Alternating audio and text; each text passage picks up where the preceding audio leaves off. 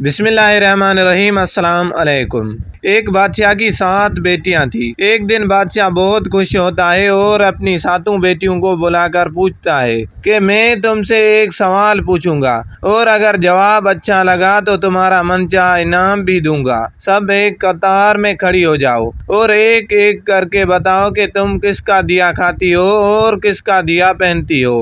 7 میں سے 6 بیٹیوں نے کہا کہ ابا حضور، آپ کا دیا کھاتی ہیں اور آپ کا دیا پہنتی ہیں، آپ ہی کی وجہ سے ہماری یہ شان و شوکت ہے۔ یہ سن کر بادشاہ بہت خوش ہوا اور سب کو اس کی من پسند چیز دے دی۔ جب سب سے چھوٹی بیٹی کی باری آئی تو اس نے کہا کہ میں اللہ کا دیا کھاتی ہوں اور اپنی قسمت کا پہنتی ہوں اور یہ میرا نصیب ہے۔ بادشاہ یہ سنتے ہی آگ بگولا ہو گیا اور کہنے لگا کہ اے کمبخت، تو نے میری ناشکری کی ہے، تجھے اس کی سزا ضرور ملے گی۔ شہزادی نے کہا جو حکم ابا حضور۔ بادشاہ نے سپاہیوں کو حکم دیا کہ جاؤ اسے جنگل میں چھوڑ آؤ، میں بھی دیکھوں یہ میرے بغیر کیسے اللہ کا دیا کھاتی ہے اور اپنے نصیب کا پہنتی ہے۔ شہزادی سے تمام زیورات واپس لے لیے گئے اور خستہ حال کپڑوں میں بغیر کسی ساز و سامان کے بادشاہ کے حکم کے مطابق جنگل میں تنہا چھوڑ دیا گیا۔ سب سپاہی شہزادی کو چھوڑ کر واپس چلے گئے۔ شہزادی جنگل کو دیکھنے لگی، چاروں طرف درخت ہی درخت تھے اور دوپہر سے شام ہونے والی تھی کہ شہزادی نے سوچا کہ کیوں نہ کچھ لکڑیاں جمع کر لوں تاکہ رات کو آگ جلاؤں، پھر کوئی جنگلی جانور پاس نہیں آئے گا اور رات بھی گزر جائے گی۔ شہزادی جنگل میں لکڑیاں ڈھونڈنے چل پڑی۔ اس کی نظر ایک جھونپڑی پر پڑی جہاں باہر ایک بکری بندھی ہوئی تھی اور اندر سے کھانسی کی آواز آ رہی تھی۔ پہلے تو شہزادی بہت حیران ہوئی کہ اتنی ویران جگہ پر جھونپڑی۔ جب وہ جھونپڑی کے اندر داخل ہوئی تو کیا دیکھتی ہے کہ ایک بوڑھا ضعیف ایک چارپائی پر لیٹا ہے اور کھانستے کھانستے پانی پانی پکار رہا ہے۔ شہزادی ادھر ادھر دیکھتی ہے تو کونے میں ایک پانی کا گھڑا پڑا ہوا ہوتا ہے۔ وہ گلاس میں پانی بھر کے بوڑھے ضعیف کو پلاتی ہے۔ اتنے میں بوڑھا ضعیف شہزادی سے پوچھتا ہے کہ بیٹی تم کون ہو اور اتنے بڑے جنگل میں تم اکیلی کیا کر رہی ہو؟ تب شہزادی اسے پورا ماجرا بتاتی ہے کہ وہ یہاں تک کیسے پہنچی۔ بوڑھا ضعیف اسے جھونپڑی میں ہی رہنے کا بولتا ہے اور کہتا ہے کہ میں شہر میں کام کرتا ہوں، صبح شہر چلا جاؤں گا اور 8 دن کے بعد واپس آؤں گا۔ تم یہیں رہو اور جھونپڑی میں کھانے کا سامان ہے اور ندی پاس ہی ہے، تم وہاں سے گھڑا بھر لینا۔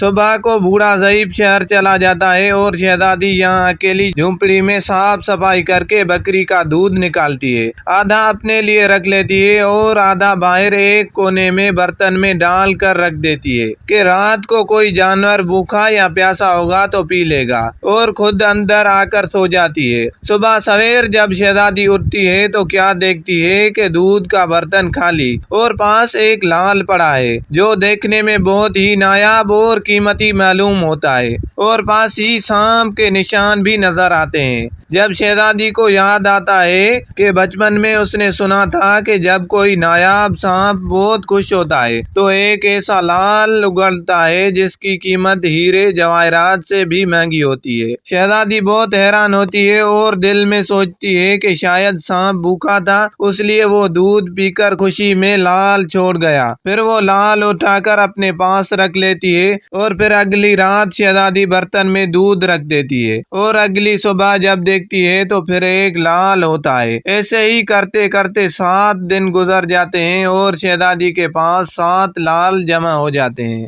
اور اس دن بوڑھا ضعیف بھی آ جاتا ہے۔ تب شہزادی اسے لال دکھاتی ہے اور سارا واقعہ بتاتی ہے اور بوڑھے ضعیف کو 3 لال دیتی ہے اور کہتی ہے کہ شہر جا کر لال بیچو اور آتے وقت اپنے ساتھ محل بنانے والے مزدور لے کر آنا۔ باقی 4 لال شہزادی اپنے گلے میں مالا کی طور پر پہن لیتی ہے اور کچھ ہی مہینوں میں جنگل میں ایک عالی شان محل تیار ہو جاتا ہے جس میں بوڑھا ضعیف اور شہزادی رہنے لگتے ہیں۔ ایسا خوبصورت محل جس میں ہر آرائش، نوکر چاکر، دنیا کی تمام نعمتیں موجود ہوتی ہیں۔ شہزادی جنگل میں لکڑی کی فیکٹری لگا دیتی ہے جس میں غریب کام کرتے ہیں اور ان کی روٹی بھی چلتی رہتی ہے۔ دیکھتے ہی دیکھتے جنگل شہر نما بن جاتا ہے اور دور دور تک دھوم مچ جاتی ہے۔ کہ شہزادی بہت ہی رحم دل ہے۔ یہ خبر ایسے ہی بادشاہ تک پہنچتی ہے تو بادشاہ کی دل میں اشتیاق ہوتا ہے کہ دیکھوں تو صحیح کون سے ملک کی شہزادی ہے جس کی اتنی تعریف ہے۔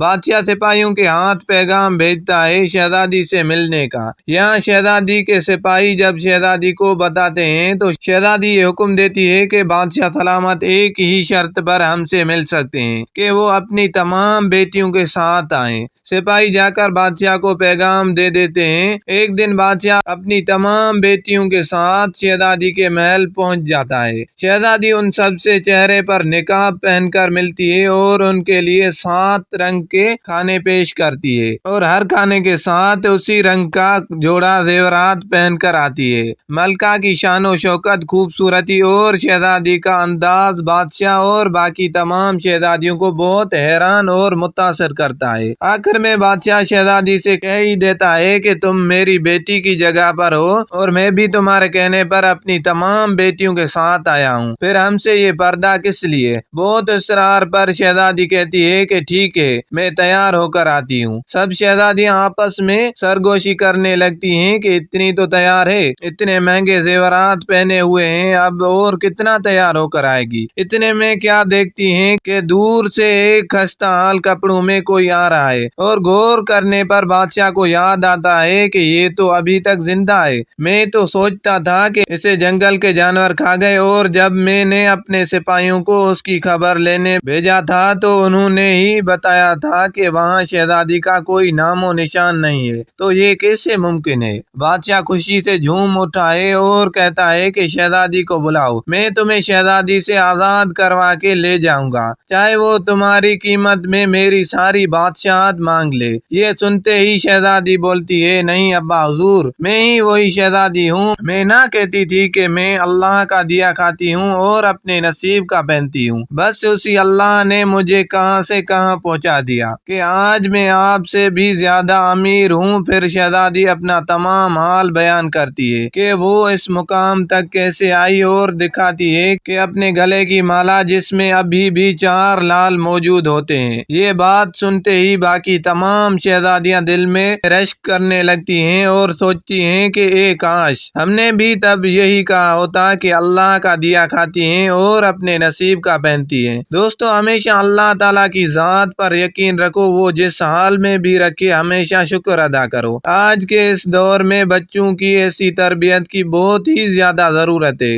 بچوں کی آخرت کی فکر بھی والدین کو ایسے ہی کرنی چاہیے جیسے اپنی آخرت کی فکر کرتے ہیں۔ یہ ایک چھوٹا سا خوبصورت پیغام خاص طور پر ہمارے نوجوانوں کے لیے ہے، اور اگر ہو سکے تو شیئر ضرور کریں۔ اللہ نے چاہا تو ہمیں اس کا اجر بھی ضرور ملے گا، ہمارے بچوں کی اصلاح بھی ہو سکتی ہے۔ اللہ تعالی ہمیں حسن عمل کی توفیق عطا فرمائے، آمین ثم آمین یا رب العالمین۔